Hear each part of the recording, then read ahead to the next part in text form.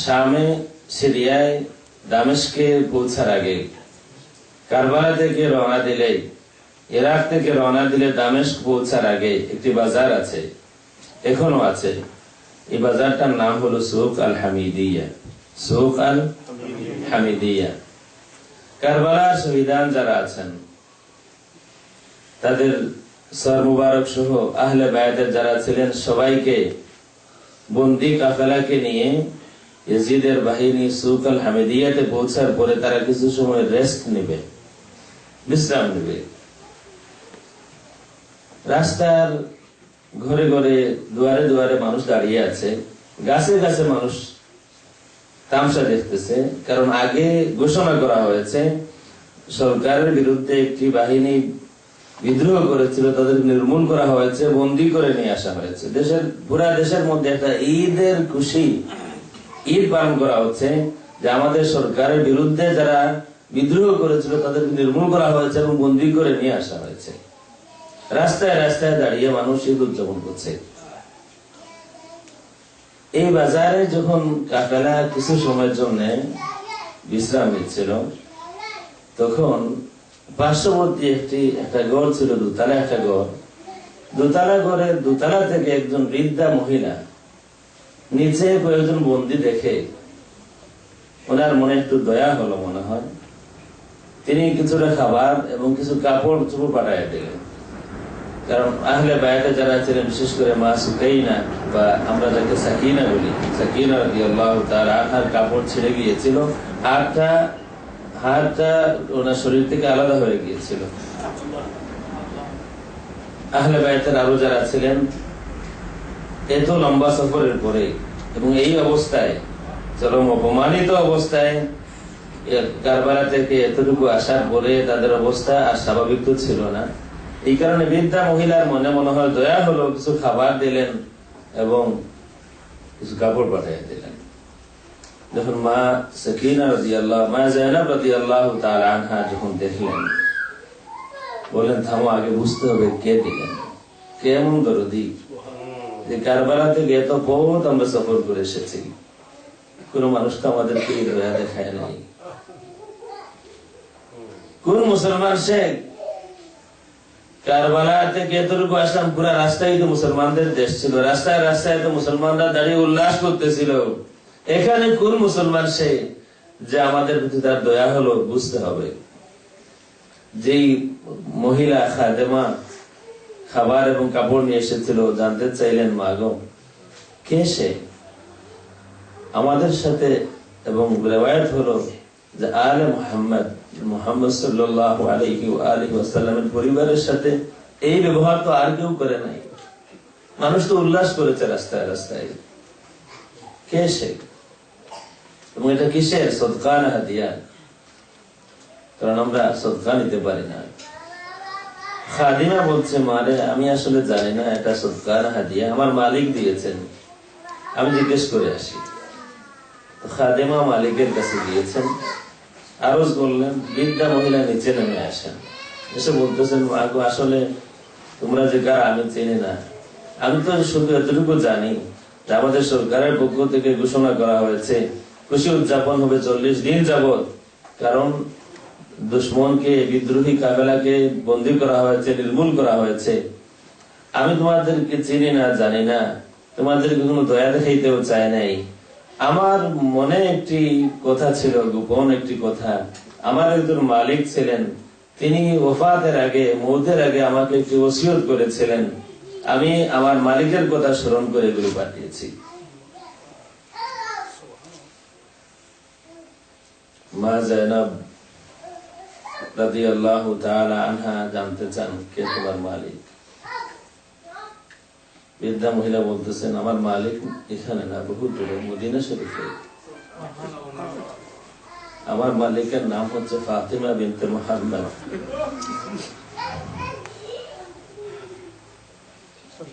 আমি এক ইহুদি বাবার মেয়ে। মা ফাতেমার দাওয়াতে আমি মুসলমান হয়েছিলাম। সময় সুযোগে ওনার খেদমত করতাম। ওনার ওফাতের আগে আমি যে ওনার কাছে ওনার জীবনের শেষ ওসিয়তটা শুনতে চেয়েছিলাম। মা আমার সেদিন বলেছিলেন, মাগো যদি দামেস্কে কোনোদিন কোনো বন্দি কাফেলা দেখো, তাইলে তোমার তৌফিক মতো যতটুকু পারো তাদেরকে দয়া দেখাইও, সম্মান দিও। মাগো আমি সৎকার হাদিয়া বুঝি না, আমি তো আমার মায়ের, আমার মালিকের সেই জীবনের শেষ ওসিয়তটা আমার জীবনে কোনোদিন দামেস্কে এখানে কোনো বন্দি কাফেলা দেখি নাই। আমার জীবনের শেষ প্রান্তে এসে গিয়েছি, ইতিপূর্বে এই বাজারে আমি কোনো বন্দি কাফেলা দেখি নাই। আজকে এই জীবনে প্রথমবার একটি বন্দি কাফেলা দেখে মালিকের কথা স্মরণ হয়েছে গিয়েছি। মা যায়নাব রাদিয়াল্লাহু তাআলা আনহা জানতে চান, মা ঠিক আছে, আপনি যে আমাদেরকে এই দয়া করলেন, আপনাকে তো বদলা দেওয়ার মতো আমাদের কিছু নাই, আপনাকে কি দিয়ে আমরা বদলা দেব? তো বৃদ্ধা মহিলা বলতেছেন, মা আসলে বদলা নেওয়ার আশায়, বদলা পাওয়ার উদ্দেশ্যে আমি দেই নাই, আমি তো আমার মালিকের কথা স্মরণ করে দিয়েছি। কিন্তু আপনি যদি আমাকে কোনো বদলা দিতেই চান, আমার জীবন প্রায় শেষ, একটি দোয়া করে দেন আমাকে। মা যায়নাব জানতে চান, মার এই কোন দোয়া? বলতেছেন, মা বহুদিন হয়ে গেল আমি মদিনা শরীফ থেকে বহু দূরে, বহুদিন হয়ে গেল আমি হুসাইনকে দেখি নাই, আমি আমার যায়নাবকে দেখি নাই, সেই ছোট্ট রেখে এসেছিলাম। যদি বদলা দিতেই চান একটু দোয়া করে দেন যেন আমি মদিনা শরীফে আবার যেতে পারি, হুসাইনকে আর যায়নাবকে আমি দেখতে চাই। মা যায়নাব রাদিয়াল্লাহু তাআলা আনহা আর গোপন রাখতে পারলেন না, চোখের পানি ছেড়ে বললেন, মা রে দোয়া করতে হবে না, ওই যে সামনে থালার উপরে যেই সর আর মুবারক আছে এটা তোমার হুসাইনের সর, আর আমি তোমার সামনে তোমার সেই ছোট্ট বেলার যায়নাব। আহলে বাইত এই মিশনে, এই দেশে, অন্যান্য দেশে যারা আছেন, যারা আজকে আমাদের অনলাইনে শরীক আছেন, এই মিশনের প্রতি যাদের সামান্যতম দরদ আছে, এই মিশনে আমরা খাদিম যারা আছি আমাদের প্রতি যাদের সামান্যতম দরদ আছে, আমি গুনাহগারের প্রতি যাদের সামান্যতম কোনো মহব্বত আছে, যদি জীবনের শেষ কথা বলার সুযোগ না আসে, আমি আমার জীবনের শেষ কথাটা বলবো, যদি কোনোদিন জীবনে কোন সাইয়্যিদের সামনাসামনি হন, তিনি যিনি হন,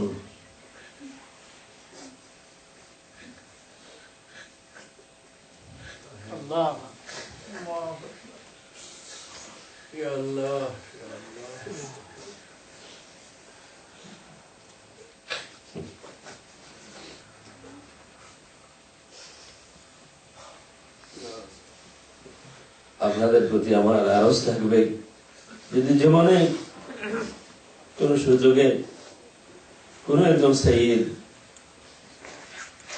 পেয়ে যান, তাহলে আমার জীবনের শেষ কথাটা মনে রাখবেন, যতটুকু সম্ভব সম্মান দেখানোর চেষ্টা করবেন, যতটুকু সম্ভব নবী মুহাম্মদুর রাসূলুল্লাহ সাল্লাল্লাহু আলাইহি ওয়া আলিহি ওয়াসাল্লামের খুনকে সম্মান করার চেষ্টা করবেন। আল্লাহ রাব্বুল আলামিন যেন আপনাদের দুনিয়া আখিরাতকে রোশন করে দিন, আমিন। ইয়া নবী সালাম আলাইকা, ইয়া রাসূল সালাম আলাইকা, ইয়া হাবিব সালাম আলাইকা, সালাওয়াতুল্লাহ আলাইকা, ইয়া নবী সালাম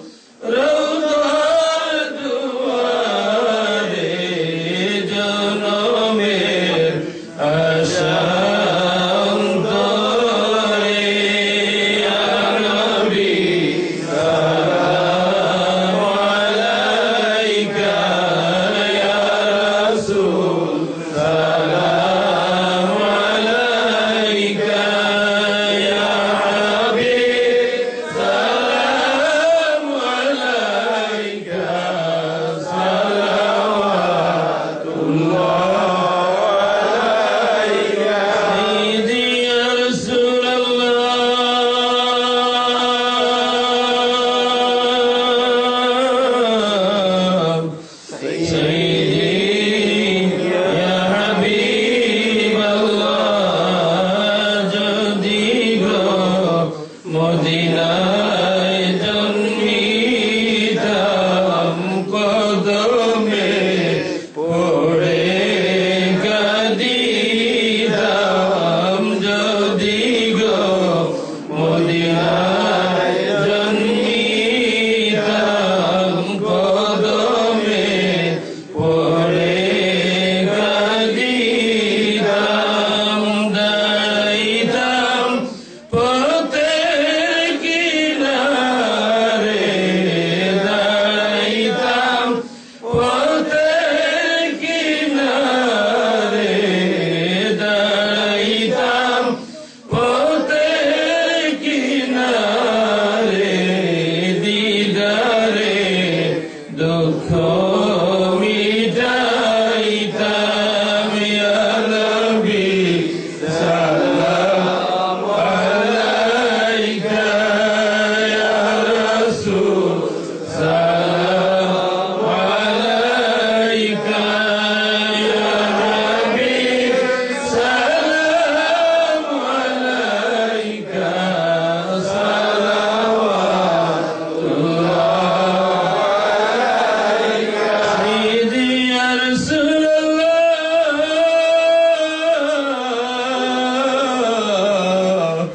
সাইয়্যিদি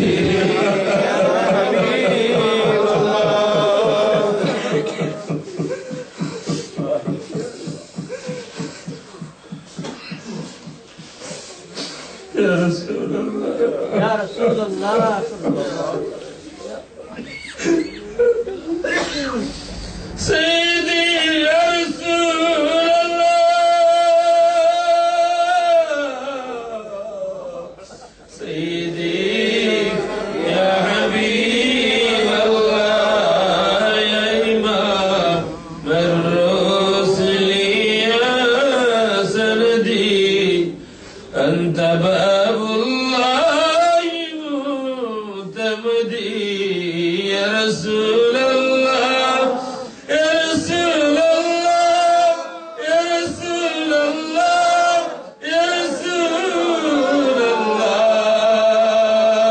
الله يا حبيب الله يا إمام الرسل يا سندي أنت باب الله متمدي فبدنياي وآخرتي يا رسول الله خذ بيدي يا نبي سلام عليك يا رسول سلام عليك يا حبيب سلام عليك صلوات الله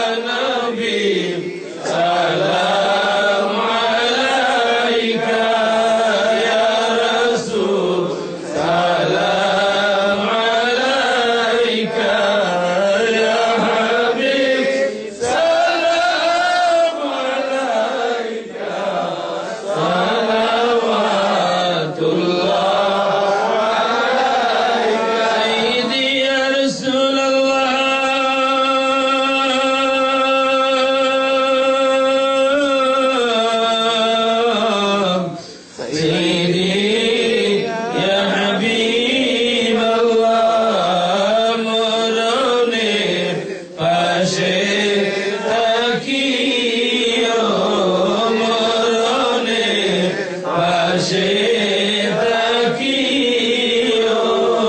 চেহারায় আনোয়ার দেখাইও মরণের পাশে থাকিও চেহারায় আনোয়ার দেখাইও কলমায়ে তৈবা পড়াইও কলমায়ে তৈবা পড়াইও কলমায়ে তৈবা পড়াইও কলমায়ে তৈবা পড়াইও জানাজায় হাজির থাকিও ইয়া নবী সালাম আলাইকা ইয়া রাসূল সালাম আলাইকা ইয়া হাবিব সালাম আলাইকা সালাওয়াতুল্লাহ আলাইকা রব্বি সাল্লি ওয়া সাল্লিম দাইমান আবাদা আলা হাবিবিকা بلغ العلا بكماله كشف الرجال بكماله أخذت جميع خصاله صلوا عليه খুব সংক্ষেপে গত সফরে যেসব দেশে গিয়েছিলাম আপনাদের আপন কিছু মানুষ আপনাদেরকে সালাম দিয়েছেন। সকলের নাম বলা সম্ভব না, আমার সব মানুষের নাম মনে নাই। আমরা শুধু সকলের সালামের জবাব দিই ওয়ালাইকুম আসসালাম। আপনাদের আপন অনেক মানুষ অনেক দেশে আছেন, বিশেষ করে সাদাত কেরাম যারা আছেন ইন্ডিয়াতে, আপনাদের একজন জেনে আমাকে যে মহব্বত করেছেন, আমি ওনাদেরকে এটুকু বলেছি যে যদি কোনোদিন আপনাদের নানার কদমে হাজির হওয়া সম্ভব হয়, এটুকু বলবো ইয়া রাসূলুল্লাহ, আপনারা আমাদের আমার মতো গুনাহগার কুম্বুতকে যে মহব্বত করেছেন,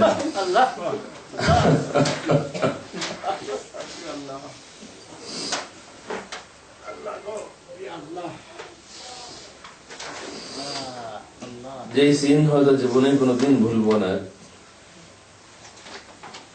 ছেলে মা থেকে বিদায় নিয়ে বিদেশে আসে, মায়ের চোখে নিশ্চয় পানি থাকে, কিন্তু কোন মানুষকে বিদায় দেওয়ার সময় মানুষ এত চোখের পানি আমানত রাখে আল্লাহর দরবারে, ইতিপূর্বে এমন দেখি নাই। যেদিন ইন্ডিয়া থেকে বাংলাদেশে ঢুকবো, শহীদ যারা আছেন সাদাত কেরাম ইন্ডিয়ার, তারা যে পরিমাণ চোখের পানি আমানত রেখেছেন আল্লাহর দরবারে, আমি আমার জীবনে ইতিপূর্বে কোন মানুষকে বিদায় দেওয়ার সময় এত কাঁদতে কাউকে কোনোদিন দেখি না। আল্লাহ রাব্বুল আলামিন তাদের শান ও মানকে দুনিয়া আখিরাতে বাড়ায়া দেন। কুয়েতে আপনাদের আপন কিছু লোক আছেন এবং কেউ কেউ এই খায়েশ প্রকাশ করেছেন যে আমরা মেন আহলে বায়াত মিশনের হেডকোয়ার্টার নিউ ইয়র্কে, সেখানের খাদিমদের সাথে আমরাও খাদিম হতে চাই। নেমলি একজন সৈয়দ লোকমান আলী সাহেব চট্টগ্রাম বাড়ি, এবং তিনি এতটুকুই আপনাদেরকে মহব্বত করেছেন। উনি 2টি মসজিদ বানিয়েছেন ফটিকছড়িতে, এবং 2টি মসজিদই প্রায় কমপ্লিট হওয়ার পথে, শেষ হওয়ার পথে। একটি মসজিদ মিনারাতে কাজ চলছে, আর একটা প্রায় শেষের পথে। 2টি মসজিদের নাম তিনি আমার কাছে চাইলেন। আমি বললাম আমার কাছে তো মসজিদের নাম বললে আমার কাছে এক নাম, মাদ্রাসার নাম বললে একটাই নাম, খানকার নাম বললে একটাই নাম।